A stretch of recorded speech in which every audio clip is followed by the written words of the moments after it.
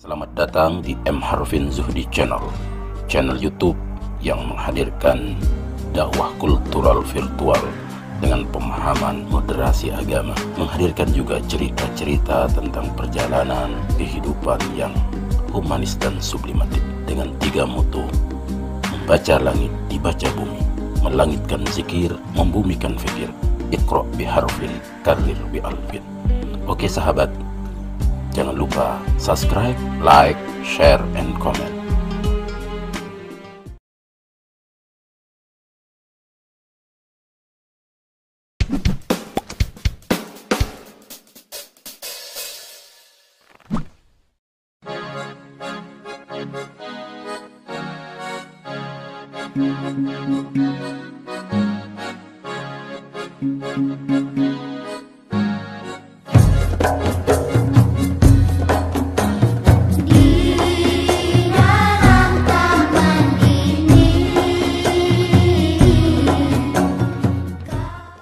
Untuk pemateri pertama, kita akan bertemu atau berbincang langsung dengan Dr. Nur Eva. Jadi saya perkenalkan dulu, Dr. Nur Eva ini merupakan Ketua Jurusan Psikologi di Fakultas Pendidikan Psikologi Universitas Negeri Malang dengan pendidikannya untuk S1 di Psikologi Universitas Gadjah Mada dan S2 di Magister Psikologi Universitas Indonesia, dan untuk program doktor beliau bersekolah di Psikologi Universitas Erlangga.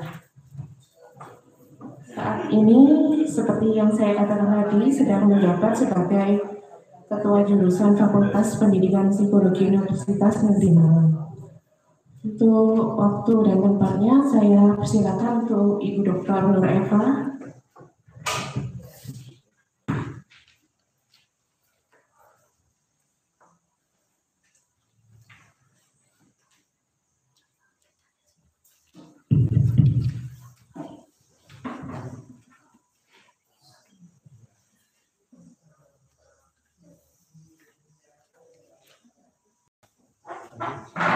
Bismillahirrahmanirrahim. Assalamualaikum warahmatullahi wabarakatuh. Alhamdulillahirabbil alamin, wassalatu wassalamu ala asrofil anbiya'i wal mursalin wa ala alihi wa sahbihi ajma'in. Yang terhormat Ketua Yayasan, beliau alumni dari Fakultas Pendidikan Psikologi Universitas Negeri Malang, S1-nya, dan sekarang sedang menempuh kembali S3 ya. Jadi kembali menjadi mahasiswa kami ya. Saya dari Bukit yang mengajar. Kemudian yang terhormat Kepala Sekolah SMP IT Bapak Habibullah. Terima kasih Pak atas semua sambutan yang sudah merepotkan. Kemudian Kepala Sekolah SMA IT. Terima kasih. Demikian juga dengan Bapak Ibu Guru yang sudah hadir. Di sebagian besar dari SMA dan SMP IT ya Pak ya. Oh ada juga ya. Oke, TK, SD, SMP, SMA. Nah luar biasa sekali. Saya selalu salut dengan semua ya stakeholder, baik yayasan, kemudian guru, kemudian ada wali murid pastinya ya di sebuah sistem pendidikan yang sudah bersama-sama menghadirkan sebuah sekolah yang luar biasa. Saya itu anak-anak saya juga alumni dari pondok pesantren, pernah juga di SMA IT di Bogor, juga angkatan pertama, jadi merintis begini ini sudah menjadi cerita yang indah gitu ya. Jadi anak-anak itu sekolah di SMA IT yang angkatan pertama gitu. Jadi cerita-cerita itu sebenarnya bagi saya pribadi itu menjadi sesuatu yang istimewa karena saya akan bertemu dengan individu-individu yang penuh semangat ya. Pasti gurunya, kemudian siswanya, yayasan, semua berpartisipasi untuk mewujudkan ide yang saya kira bukan ide kecil ya, ide besar bagaimana menciptakan lembaga pendidikan yang ideal. Oke, itulah yang materi yang akan saya sampaikan ya. Jadi sebelum masuk ke pembelajaran kreatif, akan saya mulai dengan sistem model pendidikan. Karena bagaimanapun apa yang dilakukan guru di kelas tidak mungkin tanpa melihat sistem yang sedang bergerak di dalam sebuah sekolah. Jadi kita bicara yang makro dulu sebelum masuk yang mikro. Kebetulan kemarin ketika berbincang dengan Ustadz Yul kan, Ibu gimana sih sistem pengelolaan sekolah? Ya udah, saya ke sana dan kita mencoba belajar bersama. Kebetulan juga ada Dr. Tutut yang secara real praktis sudah melihat orang tuanya membangun sekolah dan sampai sekarang warisan itu beliau rawat dengan baik di Lumajang, di Lawang ya. Kemudian juga kalau saya pribadi mendampingi putra putri di lembaga yang sedang merintis dan sebagainya, ada yang di Gontor juga. Nah jadi banyak hal yang jujur ya, dengan putri saya yang sekarang sudah selesai master, jadi cerita panjang ya, pernah sekolah di SMA IT, pernah kemudian di Gontor, pernah di Persis ya, pokoknya aneka ragam sekolah itu. Jadi anak saya itu ada yang masuk di Al-Irsad, Persis, ada yang di Gontor, SMA IT. Nah, jadi punya banyak cerita saya bertemu dengan berbagai latar belakang budaya Islam. Tapi itu bagi saya memperkaya sehingga saya bisa menjelaskan, oh ternyata teori begini ini kenyataannya begini. Kalau di Gontor itu bahkan waktu kita masuk ada surat yang harus kita tanda tangani bahwa orang tua tidak boleh mengintervensi pembelajaran di pondok pesantren Gontor. Tanda tangan kalau mau, oke, kalau enggak silakan bawa anak. Jadi apapun yang terjadi harus terima, ya, itu sistem. Nah itulah yang akan saya bicarakan ya, jadi sistem model pendidikan. Lanjut, Mbak Ani. Oke, jadi perspektif teorinya kalau kita bedah ini mungkin ya mohon maaf ya Bapak Ibu guru mungkin nanti terlalu berat ya, praktisnya aja ya. Tapi kalau diurutkan teorinya kita ambil dari sosiologi, ilmu yang mempelajari tentang bagaimana orang berinteraksi dari situasi kelompok kecil hingga besar. Jadi ada siswa, ada guru, ada tenaga kependidikan atau kita dulu TU begitu ya, ada orang tua, ada yayasan, semua itu berinteraksi di dalam sistem pendidikan. Jadi kalau guru merasa saya hanya dengan murid, itu sebenarnya nggak benar. Ada orang tua, ada yayasan, ada staf akademik atau tenaga kependidikan, bahkan di sistem yang lebih besar ada peraturan pemerintah kan gitu. Jadi semua itu berinteraksi dari interaksi yang kecil diadik satu dengan satu orang sampai kemudian yang makro, semuanya berinteraksi sehingga perspektifnya kita menggunakan teori sosiologi. Lanjut. Nah, seperti saya jelaskan tadi, jadi ada istilah sosiologi pendidikan sebagai bidang yang dikhususkan untuk memahami sistem pendidikan. Jadi sosiologi itu kan awalnya bicara tadi kan interaksi, bagaimana interaksi di tengah masyarakat. Kalau merujuk kan interaksi individu. Nah, kemudian kita coba mengaplikasikan di sistem pendidikan bahwa sistem pendidikan ini kan seperti masyarakat kecil gitu ya. Lanjut. Nah, ini ada biasa kita sebut model. Mungkin kalau Ustadz Yul akan kita kejar itu kalau disertasinya nggak ada modelnya. Jadi sebuah teori kemudian kita gambar, itu yang disebut model. Jadi orang akan langsung paham gitu ya, membaca secara sederhana gambar itu.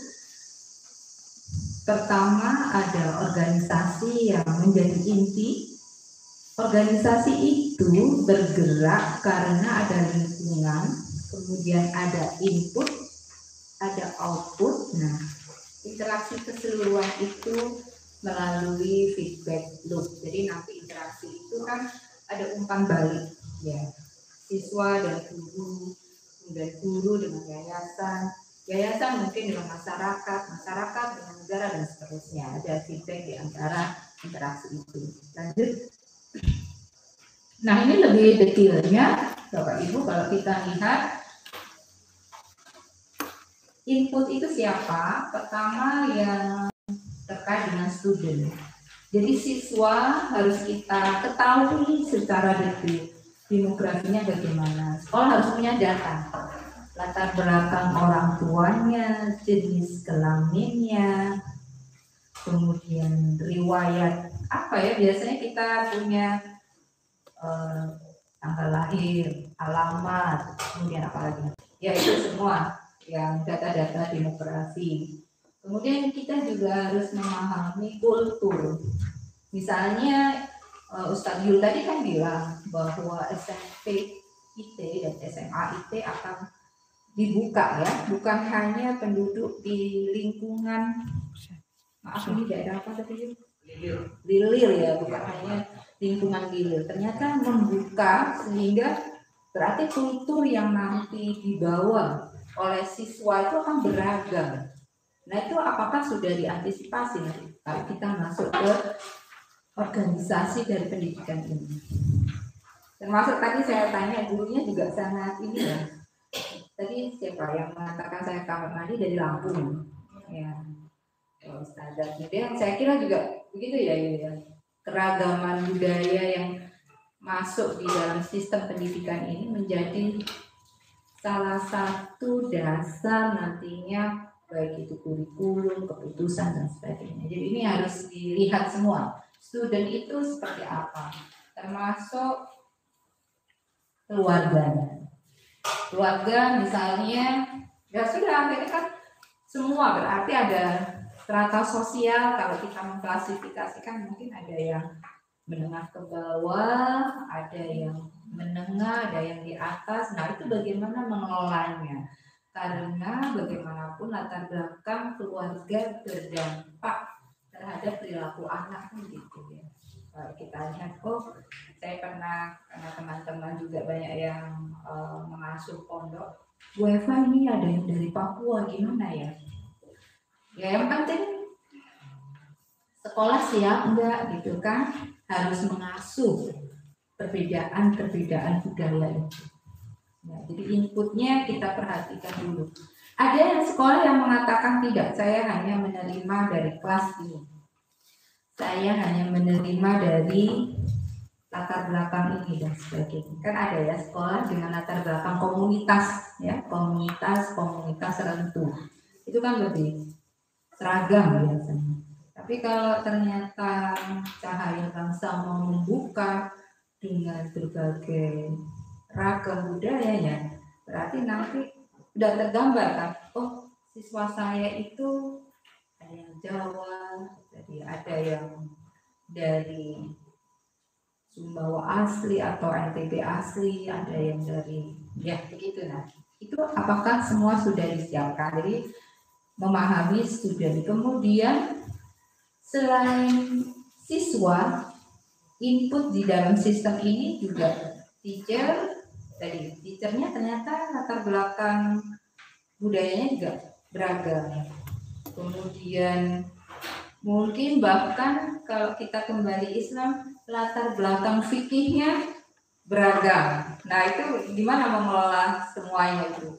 Saya tuh suka ketawa aja kalau anak-anak pulang, yang versi persis, yang versi gontor, adu fikih Pak Arvin ke rumah mbahnya di Banyuwangi itu, saya mau jamaah sholatnya, nggak boleh deh, udah biasa kali di tempatku kayak gini Kak, gitu. Nah, itu gimana kita mengelolanya juga, mau fikih apa yang dipakai nantinya. Nah, itu kan ada teacher, ada administrator, ada support staff, ya. Nah, itu semua adalah bagian dari input, ya. Jadi yang manusianya kita akan mengelola manusia. ya, bukan boneka. Kalau boneka mungkin mau dicat merah, bisa merah semua. Tapi kalau manusia, kita tahu apalagi psikologi, belum masuk ke kepribadian loh ya. Apalagi kalau kita kemudian masuk ke kepribadian, itu udah ragamnya udah.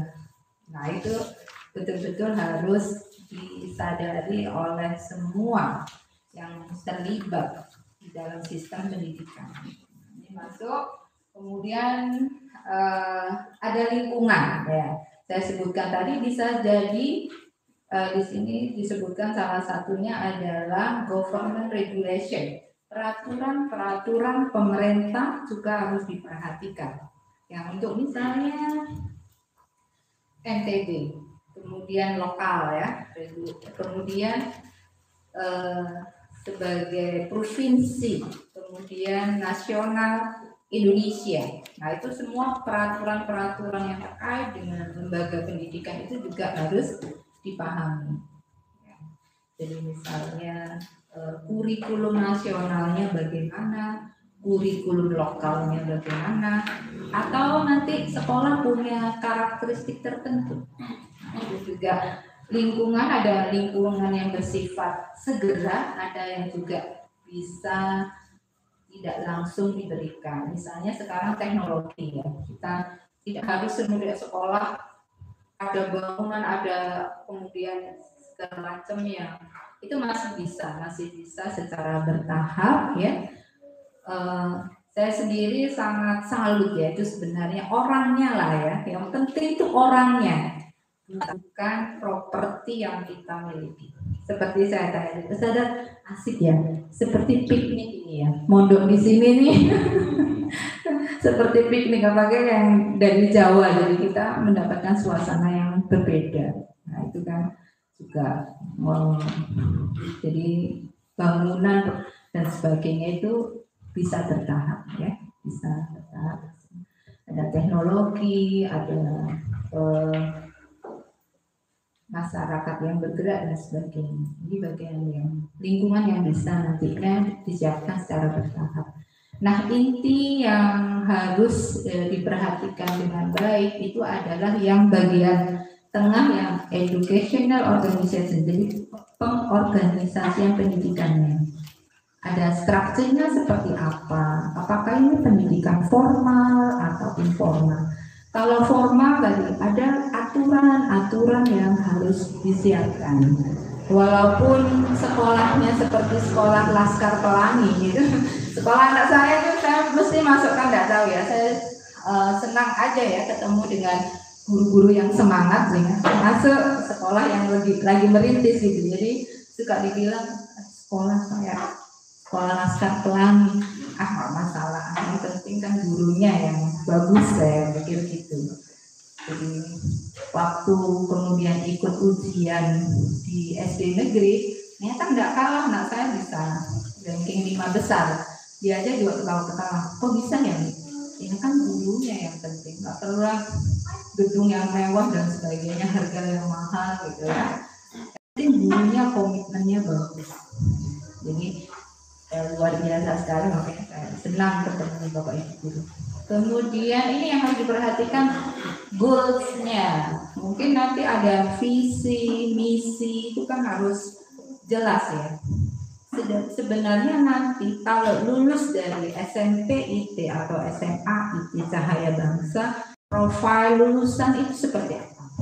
Mampu berbahasa Inggris, saya kan lihat, menggunakan bilingual gitu ya Pak ya. Ada bahasa Arab, ada bahasa Inggris kayak di monitor itu ya. Kemudian inginnya bagaimana bisa misalnya melanjutkan ke perguruan tinggi negeri atau yang punya reputasi yang baik gitu ya Pak ya.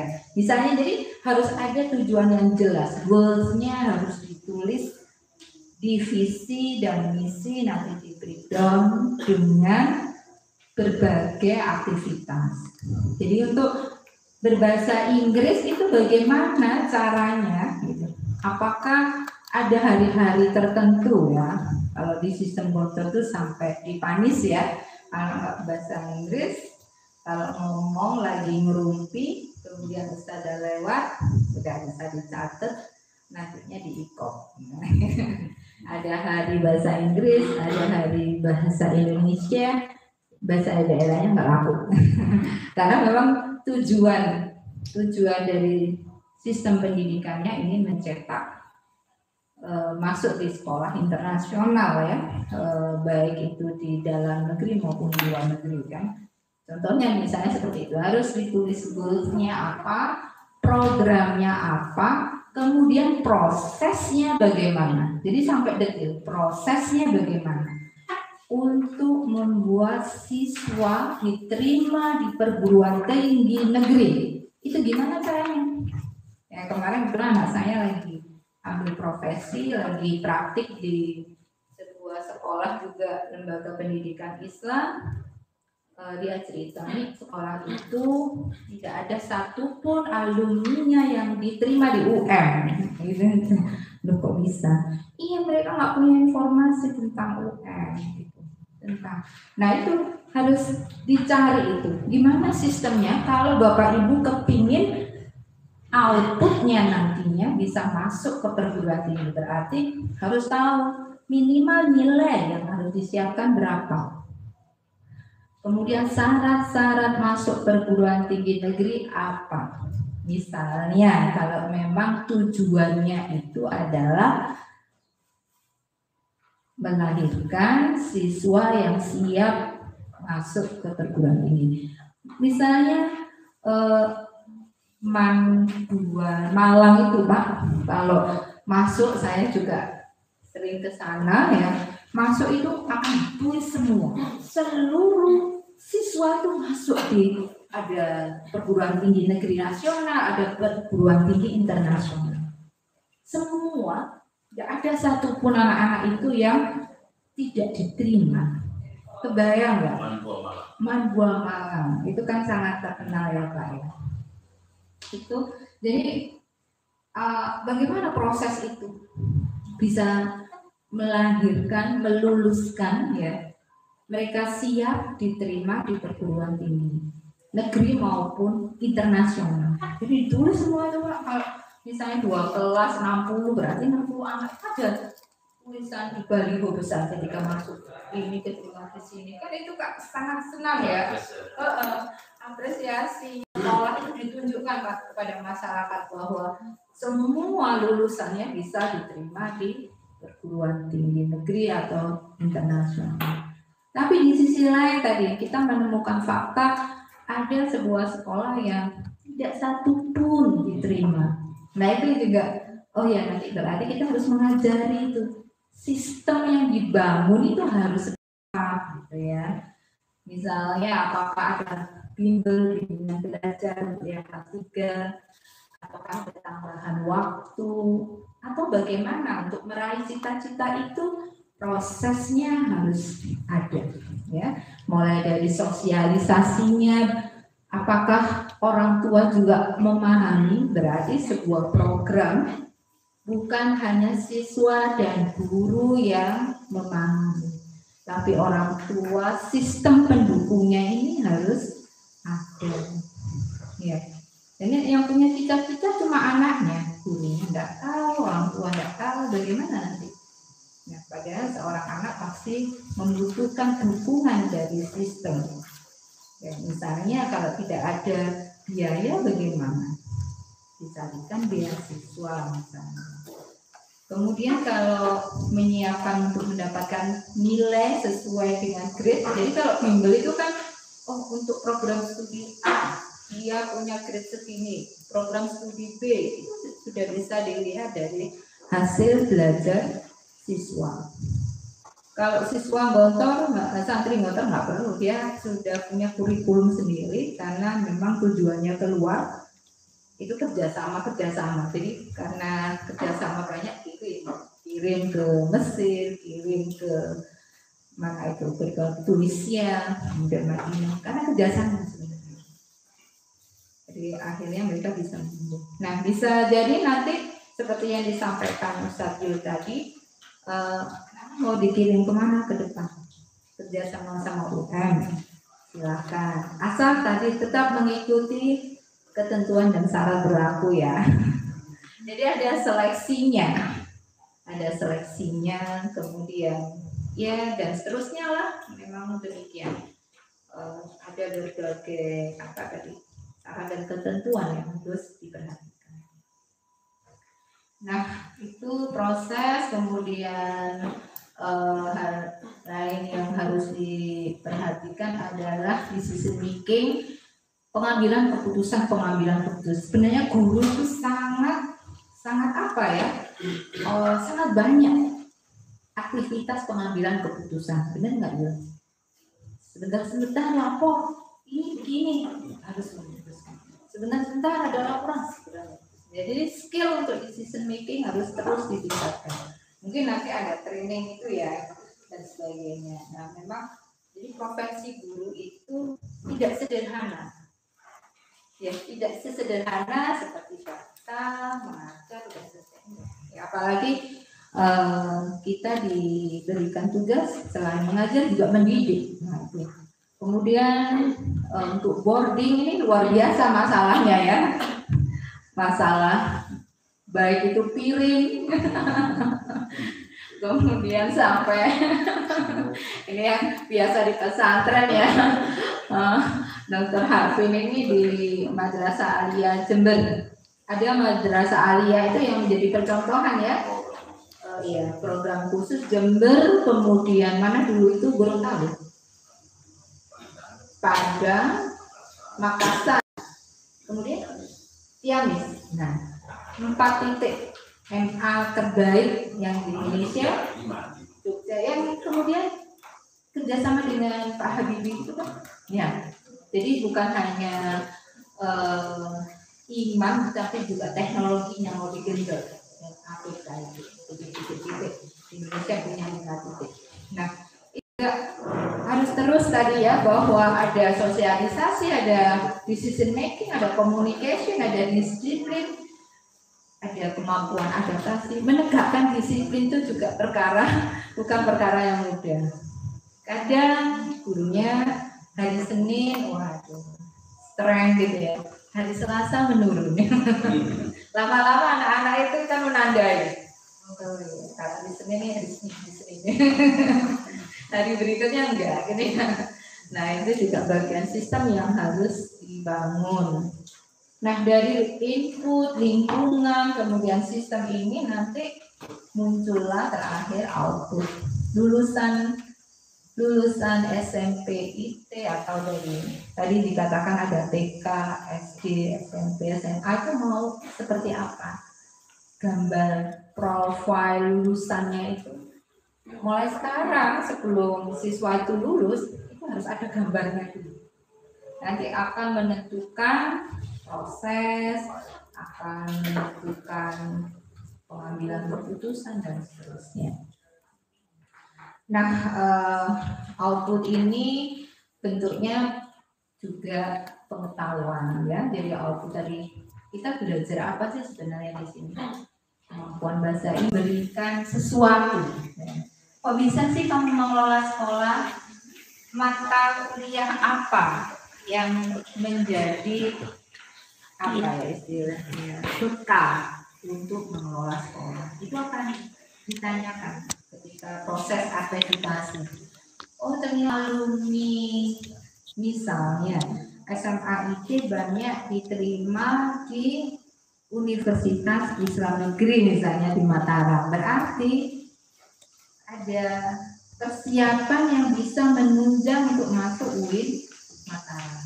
Nah, itu kan kita akan mengevaluasi. Oh, ternyata pengetahuan ini, kurikulum ini dan sebagainya. Kemudian kalau ada laporan alumni ternyata lebih banyak diterima di Politeknik Kesehatan misalnya. Nah, kita akan melihat kurikulumnya ini dulu. Kalau ingin diterima di Al-Azhar Mesir, apa yang harus disiapkan? Nah, itu semua di dalam proses sistem pendidikan. Lanjut. Nah, ternyata sudah, terima kasih.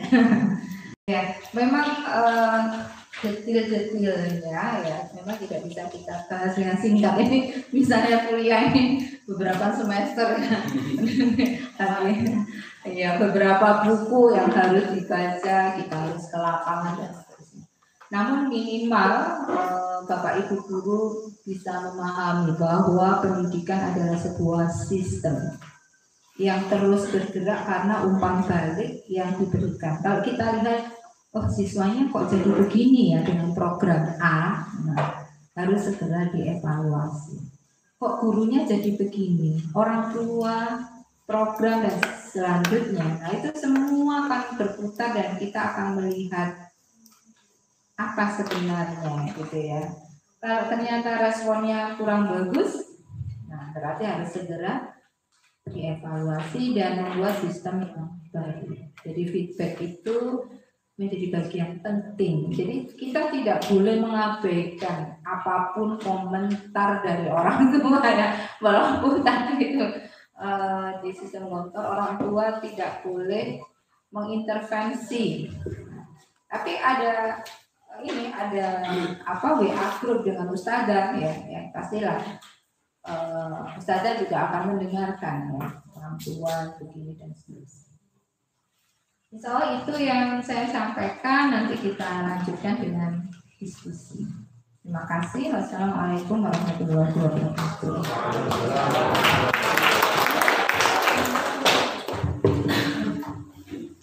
Terima kasih Dr. Nur Eva atas materi yang telah disampaikan.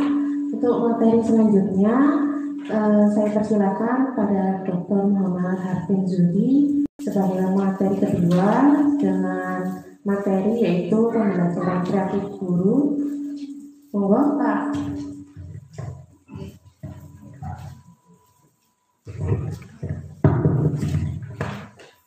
Bismillahirrahmanirrahim. Assalamualaikum warahmatullahi wabarakatuh.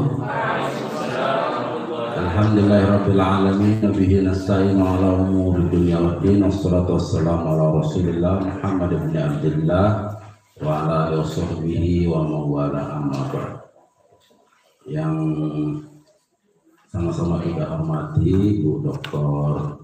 Kudus dan Bu Dr. Eva dan Ketua Yayasan Bapak Lalu Haidir dan guru-guru SMP, SMA, IT Cahaya Bangsa yang berbahagia. Alhamdulillah, saya bersyukur bisa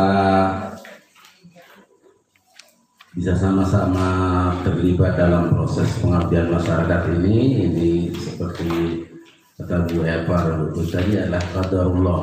Dari kita tidak kenal kemudian saling kenal, inilah silaturahmi.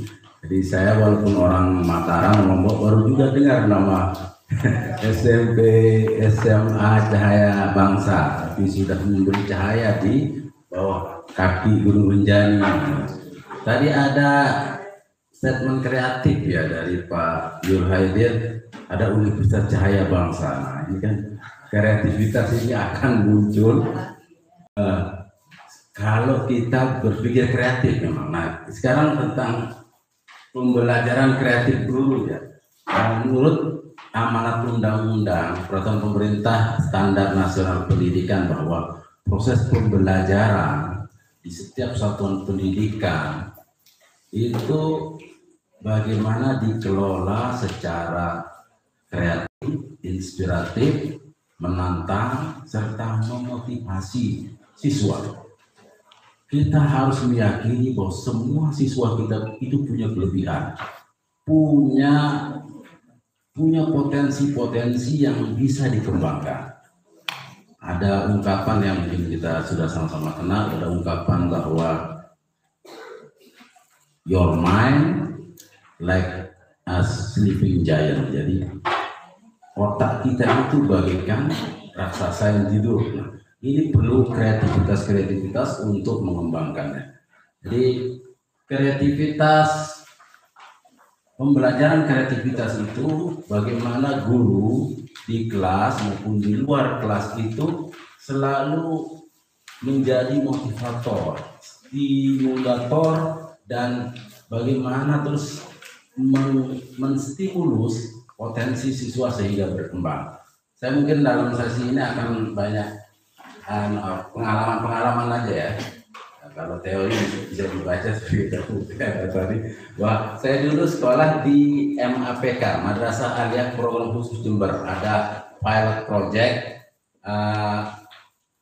almarhum Menteri Agama dulu, Kiai Munawir Sazali. Nah, itu madrasah aliyah program khusus, jadi pondok pesantren negeri lah.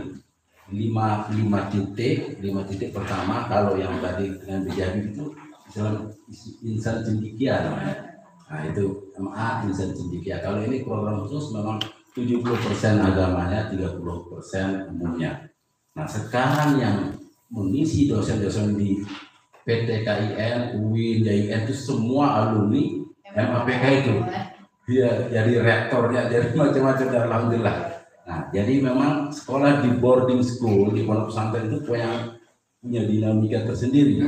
Bagaimana mengelola, bagaimana mengatur dan sebagainya sehingga menumbuhkan kreativitas, stimulus, kesadaran siswa-siswa itu untuk mandiri, untuk berkreasi dengan potensinya masing-masing. Nah, setelah tamat S1 saya di UIN YIN Jakarta saya juga kok dilalahnya langsung ngajar di sekolah boarding school juga, Dwi Warna namanya. Dwi Warna itu sekolah 2 warna, yang punya itu Prof. Ginanjar Kartasasmita, kolaborasi dengan Abu Rizal Bakri, dengan Farel Muhammad, orang Hongkong. Sekolahnya elit sekali, ada mini golf, kolam renang, macam-macam lah. Nah, jadi itu sekolah paling mewah kayaknya di daerah Parung, Bogor. Nah, di sana saya mengelola, saya jadi wakil kepala asrama. Memang dipilih untuk tahun pertama itu dia dapatkan cari yang the best five siswa SMP Sanawiyah Srimusa itu beasiswa. Jadi angkatan pertama kedua itu memang raw inputnya berarti kualitasnya bagus. Tinggal ngelola sudah ditentukan dari awal. Itu kalau mau jalan pintas ya, orang berduit dia kan. Ini orang berduit pada Muhammad, Abu Rizal Bakri, dia bikin sekolah mewah, terus cari best five, terus gratis sampai 3 tahun pertama. Setelah itu bayar mahal banget karena dia sudah punya nama itu kayak di marketing juga. Tapi angkatan pertama itu menyebar tadi ke bukan hanya di lulusannya diterima di Universitas Indonesia, di luar negeri, di Jerman, di Jepang, macam-macam. Nah, memang ya standarnya sama sekolahnya, bahasa Inggris, bahasa Arab. Nah, tapi ada treatment tadi, misalnya mana kalau misalnya mau keluar penguatannya di bimbelnya ini, diberi pengayaan, treatment ini akhirnya tercapai itu. Nah, memang harus ikut bagus juga, jadi gampang. Nah, setelah angkatan ketiga ya agak mulai ada masalah kan. Setelah itu saya keluar lagi melanjutkan S2. Nah, itu pengalaman saya mengelola pendidikan. Jadi memang mengelola orang dalam konteks psikologi itu memang ada seninya, Bu ya. Bagaimana menstimulasi, mengajak mereka supaya partisipasi. Nah, pengalaman saya pertama juga pengalaman ketika diamanahkan jadi Kak Prodi ilmu falak. Ilmu falak ini hampir rata-rata orang nggak kenal, Bu. Falak apa, kayak orang malak gitu. Iya kan? Kayak orang malak, kayak orang ngerampok itu namanya falak. Nah, akhirnya waduh ini nggak beres jadi UIN Mataram mau bikin prodi baru ilmu falak. Belum ada yang kenal. Akhirnya saya buat seminar di Hotel Grand Legi Mataram. Undang seluruh pimpinan pondok pesantren, adakan seminar, mendatangkan saya undang Prof. Thomas Jamaludin, Kepala Lapan, terus dari ITB, kemudian dari BMKG, orang-orang top dari Jakarta itu saya undang. Saya minta di fakultas tolong fasilitasi saya supaya prodi ilmu falak yang terkenal. Betul, undang pimpinan pondok pesantren, tuan guru itu semua. Ini yang kita cari-cari. Prodi rangka ilmu falak, ilmu tentang, ternyata baru mereka enggak, para peserta itu ilmu falak itu adalah ilmu astronomi tentang perbintangan. Jadi karena nomenklaturnya belum terbiasa di telinga masyarakat umum, akhirnya kita buat singkatan IPASTRO, ilmu falak astronomi. Udah kayak distro gitu. Sekarang belum banyak siswanya. Nah, dan setelah itu ini bentuk-bentuk kreativitas juga ya. Jadi setelah seminar itu saya coba lakukan buat proposal untuk menginisiasi pembangunan pusat observatorium benda-benda langit. Nah, jadi saya buat proposal, saya langsung ajukan ke menteri, tidak ke dirjen. Kenapa? Logikanya kalau ke menteri pasti turunnya ke bawah. Kalau dari dirjen susah naik ke atas itu. Nah itu saya pakai logika itu, ternyata benar.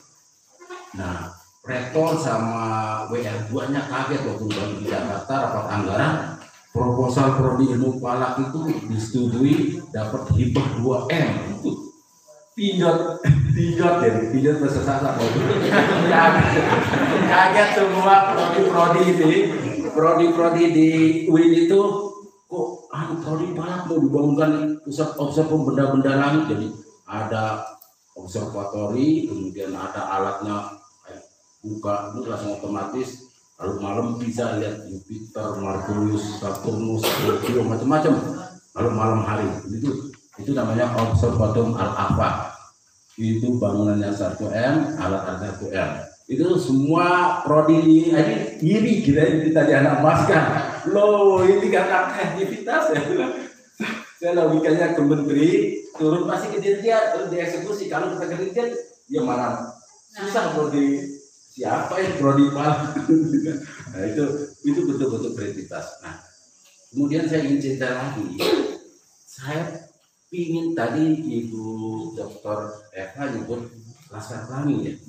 Nah saya teringat penulisnya, ada yang kenal nggak? Andrea Hirata ya.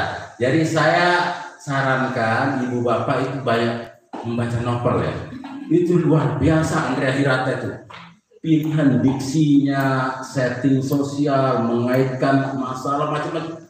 Saya kagum betul. Makanya saya punya koleksi mulai Laskar Pelangi, Menggapai Mimpi, Maria Mahkarpov, sama ada 6 mungkin novelnya itu saya koleksi, dan saya terinspirasi novel yang Meraih Mimpi.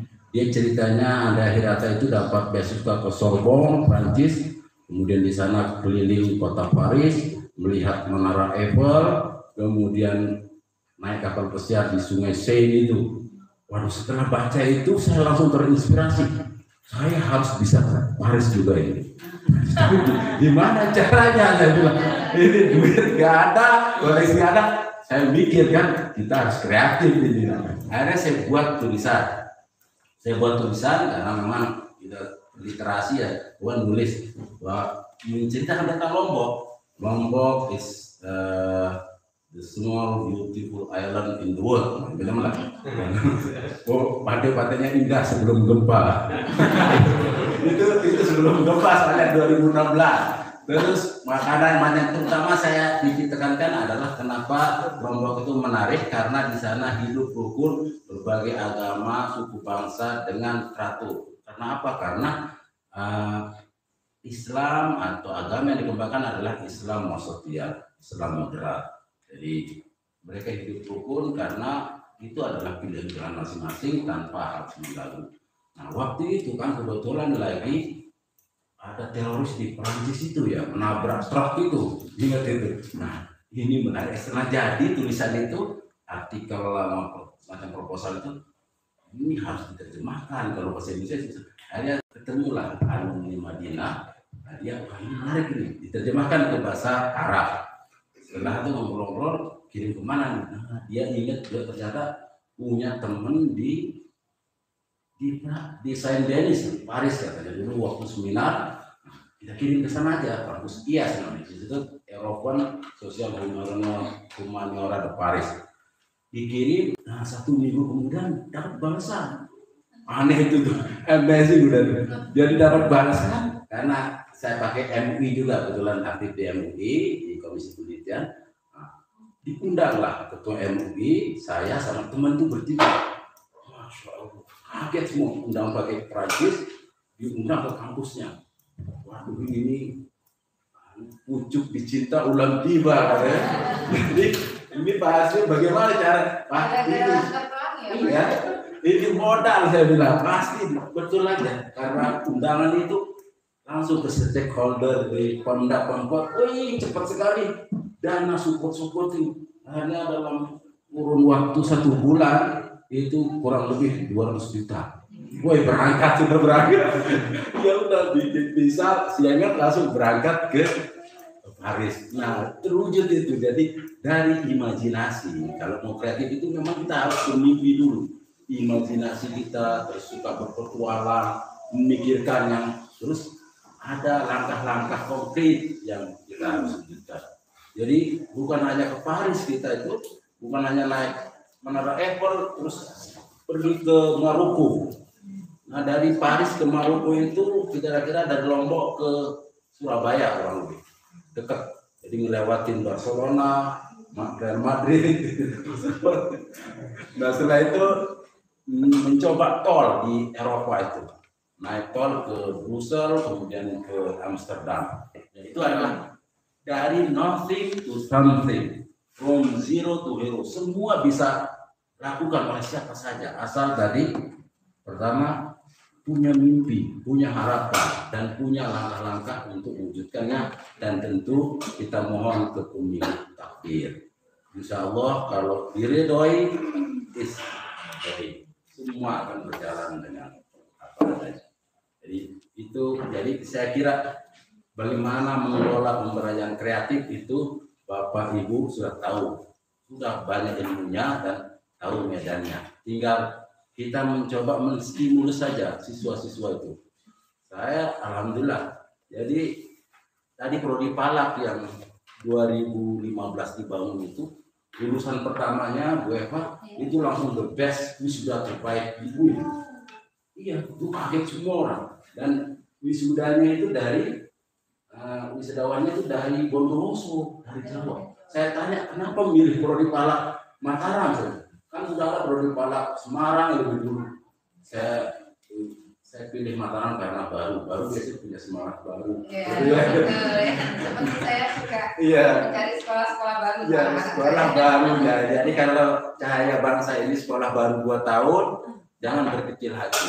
Terus competitiveness, lakukan inovasi-inovasi, langsung perkuat dengan manajemen, dengan pemberdayaan, dengan model-model treatment yang baik. Insya Allah akan berkembang maju. Kan saya baca juga di Google tuh sudah dapat riset nasional ya. Nah itu kan luar biasa. Saya baru masuk juga langsung bahasa Inggris, pasarnya belum ada ya. Inggris aja fokusnya. Oh Inggris. Karena two language itu bagus. Proses. Nah, ya. Karena bahasa Arab itu bahasa kubur ya. Bukan buka, itu bahasa kubur. Ya, jangan ditinggalkan. Lughatul Arabiyah ya lughatul Quran wa lughatul qabr. Jangan ditambah, Pak. Jangan ditambah. Dari Al-Quran. Ya, jadi sangat manfaat. Saya dulu waktu ke Mekah, ini ya pengalaman aja. Kan nggak boleh masuk ke masjid Maulidun Nabi. Maulidun Nabi itu tempat Rasulullah dilahirkan. Allahumma sholli ala sayyidina Muhammad Allahumma sholli ala sayyidina Muhammad. Nggak boleh orang karena dianggap syirik bidah. Nah, wah ini harus dulu. Halo, Syekh, assalamualaikum. Waalaikumsalam. Ana talibun di Jami'ah Islamiyah Hukumiyah di Jakarta wa bi Mataram. Anta mudaris? Nah, ana mudaris. Mana cerita? Boleh enggak ngaprol kutub di betulan dijadikan maktab ya. Jadi perpustakaan tempat Rasulullah ini. Dia bisa masuk, orang nggak bisa masuk. Itu manfaat dari bahasa Arab. Jadi sangat penting ya. Kita memang penting juga kalau dia ini di Prancis itu, Bu, bahasa Inggris nggak penting karena dia punya bahasa sendiri Prancis, nggak mau itu sentimen Eropa. Ngapain di hotel excuse me no English nggak mau dia. Akhirnya waktu saya pakai bahasa mau dia. Iya Afwan bisa dia bahasa Arab, bahasa keduanya di Paris karena jajahan Prancis kan. Di Cina nggak bisa bahasa Inggris, bisanya bahasa Arab. Itu. Jadi jangan anggap sepele bahasa Arab ya. Kita harus menjadi cahaya Nur. Ya, oke ya. Jadi saya kira ya. Jadi alhamdulillah tahadus bin nikmah. Saya keluar negeri itu juga pernah ke Melbourne, Australia ya. Teaching and learning method ya. Ada pelatihan itu lewat seleksi itu alhamdulillah itu keluar negeri pertama lah dari UIN seleksi TOEFL macam-macam lolos sana. Terus dari sana itu di luar negeri itu saya berdoa ya Allah pingin menjelajahi bumi yang luas ya Allah izinkan. Nah itu ada setelah itu bererot istilah bererot ya berturut-turut ya ke Mekah terus ke mana ke Prancis terakhir waktu sebelum pandemi 2019 ke Hat Yai Thailand. Jadi Hat Yai itu ada konferensi memang saya sering tulis tentang kearifan lokal saya kirim ke konferensi akhirnya dapat bukan hanya ke Hat Yai terus keliling ke Singapura negeri singa sombong itu karena ya dia memuntahkan airnya itu ya ke Malaysia macam-macam pokoknya jangan berpikir harus banyak uang, tidak, uang itu hanya alat ya. Kalau yang menjalankan kita mengisrokan berjalan malam mengisrokan kita itu Allah. Makanya di Prodi Palak itu saya bikin 3 moto ya, membaca langit, dibaca bumi, melangitkan zikir, membumikan zikir. Iqra biharfin, arir biharfin. Nah itu aja motonya alhamdulillah. Jadi saya bangsa itu bikin moto supaya menggugah semangat siswa dan guru. Syukran wa dumtum bil khair wal barakah wallahu muwaffiq ila aqwamit thariq. Assalamualaikum warahmatullahi wabarakatuh.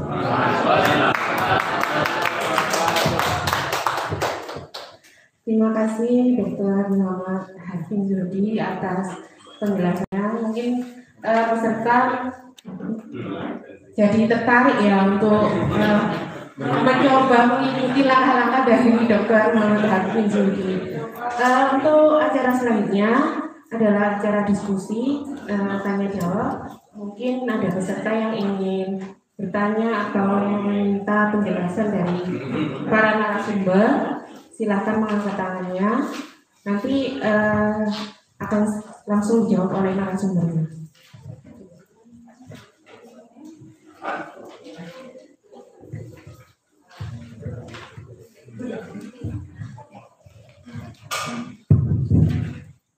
Baik, terima kasih. Assalamualaikum warahmatullahi wabarakatuh. Ya, saya Aiza dari SMA Arisalah. Dulu sama dengan Fatil Haidir ya. Beliau di SMP, baru saya di SMA nya. Dan alhamdulillah sekarang sudah punya pelabuhan baru. Katanya pelabuhan terakhir. Ya, mudah-mudahan terus bersama ya nanti membangun pendidikan di Lombok Timur terutama. Ya, tertarik tadi terkait dengan yang disampaikan Dr. Eva terkait dengan sistem pendidikan, sistem model pendidikan gitu. Yang kalau tadi Dr. Hafin ya berbicara tentang pengalaman, jadi saya juga menyampaikan berdasarkan pengalaman saya begitu yang mengelola pendidikan juga mengelola terkait dengan membangun sekolah yang apa ya kalau saya katakan berkualitas gitu ya. Terkadang kita kemudian dibenturkan dengan regulasi pemerintah gitu, yang kalau apa namanya dari beberapa interaksi ya dengan guru dan kepala sekolah gitu, terkait dengan tuntutan kurikulum terkadang ya yang luar biasa. Jadi ketika kita ingin berkreativitas, berkreasi seperti yang disampaikan Dr. Hadi tadi itu, kadang-kadang kita dipertugas di situ, dan memang tadi disampaikan bahwa itu bagian dari sistem pendidikan yang memang harus kita ikutin gitu ya. Nah, mungkin trik ya yang bisa diberikan ya gitu untuk bagaimana kemudian kita bisa menyesuaikan dengan goals kita gitu ya di sekolah, kemudian yang bisa terintegrasi dengan sistem pendidikan yang ada. Jadi kalau sekarang mungkin ya saya kebetulan di SMA ITI Arisalah kembali diberikan amanah. Ini 3 bulan pertama ketika anak-anak masuk di tahun ajaran ini, kami lihat inputnya itu memang ada beberapa yang yang sangat kurang sekali begitu ya dalam kemampuan dasar di matematika terutama ya. Dan tentu tadi kan harus bisa menyelesaikan gitu ya, harus bisa menyelesaikan kebutuhan kurikulum yang ada.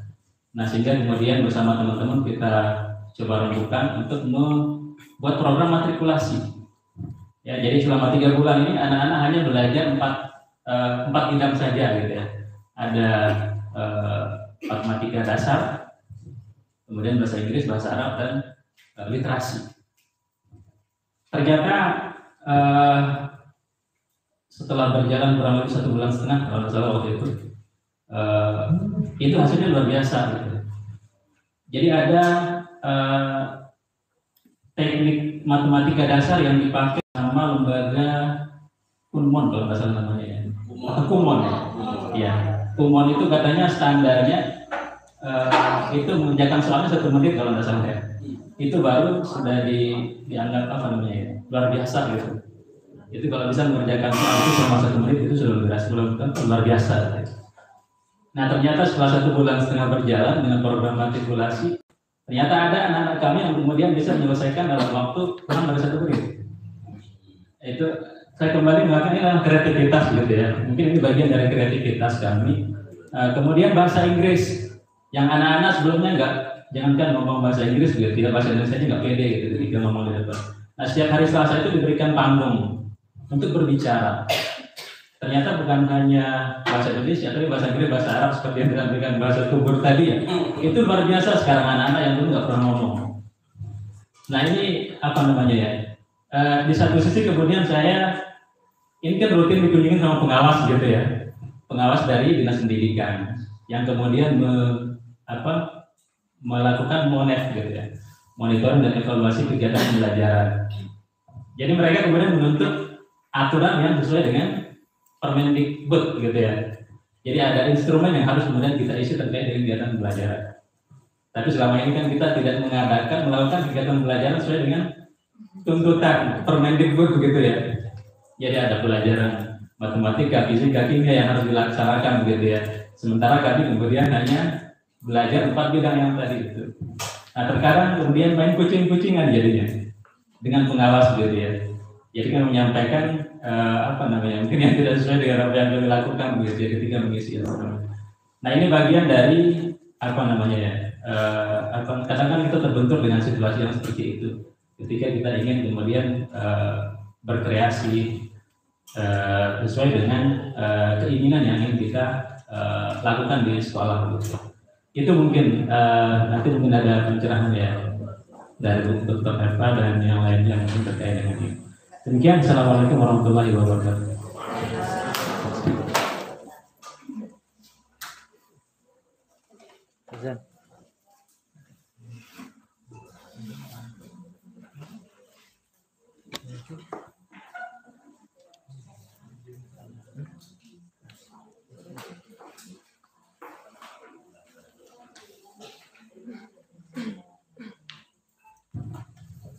Terima kasih.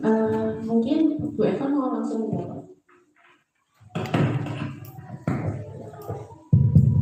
Terima kasih pertanyaannya, berarti semua sedang belajar ya. Nah, maaf tadi Bapak siapa, Ustadz siapa? Faiza. Ustadz Faiza. Ini terkait dengan input ya berarti ya. Jadi kan harus dipahami tadi. Kita ini siswa yang sedang kita kelola untuk saya. Inputnya itu dari mana? Jadi Saya tidak tahu ya proses seleksinya. Bolehlah diterima semua, tapi harus punya pemetaan. Ya, jadi kalau di psikologi misalnya dengan tes IQ-nya kita petakan, kemudian pemetaan selanjutnya baseline yang dipahami. Jadi setiap anak itu kan punya tingkatan, misalnya ada yang sudah advance matematikanya, ada juga yang kurang. Berarti yang di treatment yang mana? Atau mau di treatment semua? Di psikologi kan ada kajian misalnya siswa cerdas istimewa juga perlu treatment, kalau enggak nanti bosen sekolahnya. Yang di treatment yang low saja kan?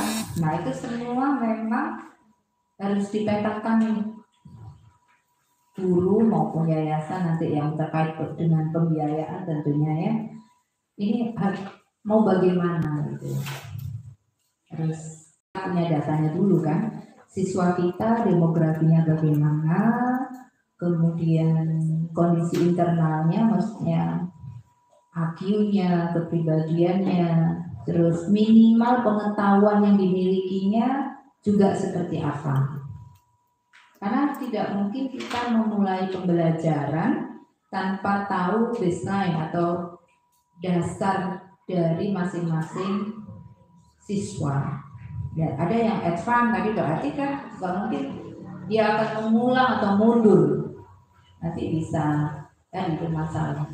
Yang low juga nggak bisa kita kasih langsung, apalagi matematika itu kan step by step ya.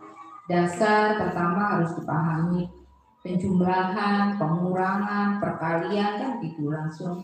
Kemudian lanjut berikutnya rumus sebagainya kan ya. Jadi itu juga harus dipetakan semua. Ya. Seperti saya sampaikan inputnya seperti apa. Kalau sudah tahu inputnya, kemudian organisasi pendidikannya mau seperti apa tadi kan, tujuan yang tidak dicapai dari proses pendidikan di Cahaya Bangsa maunya seperti apa? Hanya sekedar lulus, ya. Artinya nantinya mendapatkan ijazah saja, ataukah ada plus-plusnya? Nah di sana berarti kan masuk tadi ke sistem. Nah itu harus belajar. Termasuk tadi kita sudah membahas ada lingkungan termasuk peraturan pemerintah itu kan juga bagian dari sistem. Kita mau menggunakan tadi aturan itu atau bagaimana? Kalau kita sebagai warga negara pasti terikat ya dengan undang-undang peraturan yang ada di Indonesia. Nah, jadi tinggal mensiasati saja saya kira berapa prosentasenya. Karena banyak termasuk seperti tadi MAPK atau saya juga pernah anak saya itu di SMA IT Bogor itu ada kuat di kewirausahaan dan mengajak anak-anak itu juga Pancasila Filar pergi ke luar negeri. Setiap angkatan harus punya mimpi pergi ke luar negeri dan itu harus dibiayai siswa sendiri, termasuk orang tua. Maksudnya orang tua itu mensupport ini mau jualan apa untuk mendapatkan uang yang harus disiapkan ke luar negeri itu. Macam-macam lah, ada kreativitas menjual kambing lah, ada yang kreatif. Jadi itu dalam 1 tahun mulai masuk mimpi itu dibangun dan bagaimana caranya itu kemudian didiskusikan. Jadi profil lulusannya adalah calon wirausaha muda yang siap berkontribusi secara nasional dan internasional. Jadi setiap angkatan pernah keluar negeri. Jadi anak saya yang ketiga itu ke Jepang, kakaknya ke waktu kakaknya kan angkatan pertama itu baru Malaysia, Singapura dekat. Kemudian udah kan tiap tahun beda tuh. Saya membayangkan betapa gurunya bisa memotivasi, bisa memanage dari kekompakan siswa satu angkatan. Ada Turki, ada Melbourne, ada setiap angkatan beda. Jadi sampai charter pesawat itu semua siswa yang melakukan. Sampai mencari sponsor kopernya, jaketnya, jadi charter pesawat coba. Siswa SMA. Nah, di Bogor, di Santana, SMA itu. Nah itu semua artinya kita dari awal memang ini inputnya apa, harus ada gambaran. Kemudian kita karena memang terikat dengan aturan, ya tetap ternyata proses pembelajarannya yang memang mengcombine ya, menggabungkan. Jadi ketika di monet ada buktinya loh, ya tetap belajar tadi, ya fisika, malah dia hanya membuka IPA saja, SMA-nya IPA saja, bukan IPS, bukan bahasa. Sebenarnya anak saya itu tipe yang IPS bahasa, jadi di sana sebenarnya kurang nyaman, Pak. Ekstrakurikulernya yang menantang itu dia suka di sana. Nah, jadi dia tetap mengikuti aturan karena SMA baru, akhirnya ujiannya ikut SMA negeri yang di Bogor dan seterusnya gitu. Jadi tidak menyalahi aturan yang sudah ditetapkan, walaupun mungkin porsinya kecil itu sebenarnya. Karena anak-anak itu akhirnya terkonsentrasi menggapai cita-cita keluar negerinya itu. Kemudian di akhir datangkan bimbel, kan untuk ujian itu kan sebenarnya bukan higher thinking order, tapi bagaimana menghafalkan jawaban-jawaban itu kan. Jadi sekolah membuat sistem datangkan bimbel, semua harus bimbel. Itu artinya kan tahu anak ini grade ini harus dimasukkan ke sini. Padahal saya lihat pembelajarannya serius, anak-anak sudah terpacu bagaimana mencari uang bisa keluar negeri. Coba kebayang nggak ya?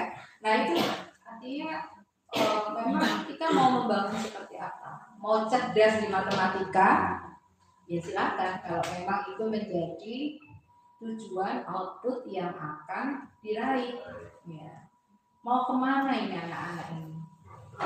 Ataukah mau belajar semua? Berarti ya kesempatannya harus dibagi.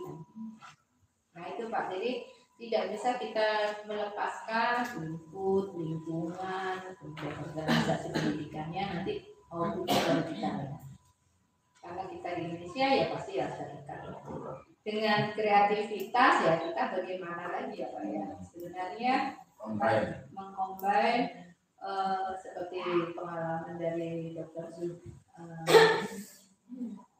Harvin juga, MA di Indonesia itu juga beragam, madrasah aliyah itu beragam, punya titik tekan masing-masing. Ada insan cendekia yang dengan Profesor dia, Dr. Habibie, itu ada ponakan saya yang di Jombang Pak, ada insan cendekia di Jombang kan, yang di Pondok Darul, ya itu ada di sana.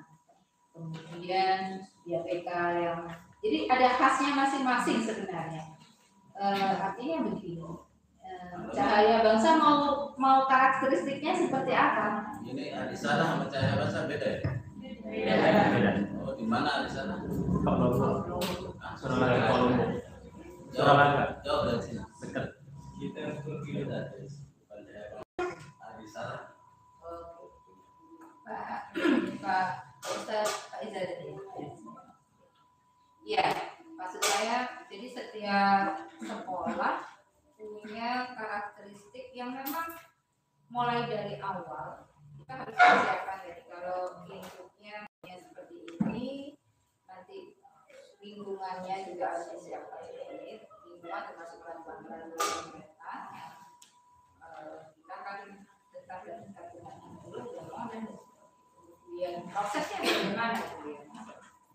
Mau pakai versi Kumon kah, mau pakai ya, anak saya juga ada yang di Kumon. Kalau saya lihat, saya ini otak kanan, maksudnya kreativitasnya tinggi. Di Kumon itu Pak, tiap hari ada PR, tidak ada libur karena sistem Jepang Pak.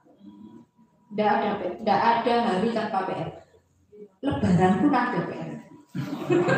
Ya kan, coba yang pernah di Kumon. Iya, tiap hari. Akhirnya anak saya jenuh Pak. Kalau otak kanan maunya kan kreativitas Pak, maunya macam-macam kan. ya udah saya tahu oh, anak saya nggak cocok. Dan memang harus ada terus evaluasi ya Pak ya, dievaluasi. Tadi kan digambarkan hasilnya luar biasa, oh berarti ini cocok kan gitu. Tidak semua level usia dan level pendidikan itu cocok. Kita harus tetap evaluasi karena karakteristik input siswanya tadi kan harus kita ketahui dulu. Tapi kalau hasilnya bagus, ya silahkan dilanjutkan. Cuman kan monetnya ya tetap harus ada pembelajaran yang sesuai dengan dinas ya, mau dinas pendidikan atau apa agama ya Pak ya, di Depak atau Kemendikbud itu juga punya aturan-aturan. Saya kira itu Pak. Jadi sistem pendidikan di Indonesia ini sebenarnya tidak membatasi kreativitas, tinggal kita aja bagaimana mengelola, memanage antara ya betul mungkin lebih tepat mensiasati mana yang nantinya akan